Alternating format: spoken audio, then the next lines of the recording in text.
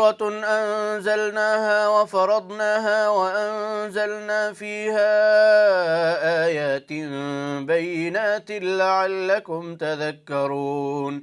الزانية والزاني فاجلدوا كل واحد منهما 100 جلدة، ولا تأخذكم بهما رأفة في دين الله إن كنتم تؤمنون بالله واليوم الآخر، وليشهد عذابهما طائفة من المؤمنين. الزاني لا ينكح إلا زانية أو مشركة، والزانية لا ينكحها إلا زان أو مشرك، وحرم ذلك على المؤمنين. والذين يرمون المحصنات ثم لم يأتوا ب4 شهداء فاجلدوهم 8